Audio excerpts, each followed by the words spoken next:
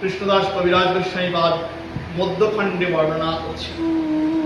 সেখানে আমরা দেখব যে সনাতন গোস্বামীপাদ, রূপ গোস্বামীপাদ এক সময় হুসেন শাহের রাজকর্মচারী ছিলেন, উঁচু পদের রাজকর্মচারী।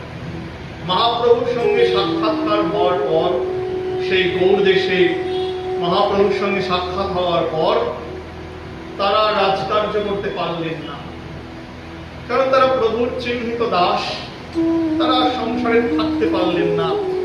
প্রথমে রূপ গোস্বামীপাদ রাজকার্য পরিত্যাগ করে পালিয়ে গেলেন, হুসেন শাহের হাত থেকে পালিয়ে গেলেন। পালিয়ে মহাপ্রভুর সঙ্গে সাক্ষাৎ করলেন প্রয়াগে। সেখানে প্রভু রূপ গোস্বামীকে শিক্ষা প্রদান করলেন বৃন্দাবনে। মহাপ্রভুর সেনাপতি রূপ গোস্বামীপাদ। এরপর সনাতন গোস্বামীপাদ আসলেন। তিনিও কোন ক্রমে হুসেন শাহের ওখান থেকে অনেক প্রচেষ্টার মাধ্যমে রাজ শৃঙ্খল মুক্ত হয়ে তিনিও চলে গেলেন মহাপ্রভুর চরণতলে। মহাপ্রভু কাশীতে রূপ গোস্বামীপাদ, সনাতন গোস্বামীপাদ থেকে করুণা করলেন।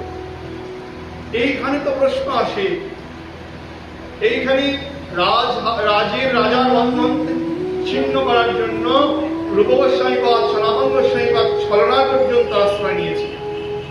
তাহলে তো এখানে প্রশ্ন আসে, তাহলে এটা কেমন ত্যাগ?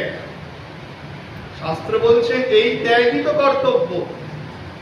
তীব্র বৈরাগ্যে আর তো কোনো কিছু কর্তব্য থাকে না, তীব্র ভজনে আর তো কোনো কর্তব্য থাকে না, ভগবত ভজনটাই তখন কর্তব্য।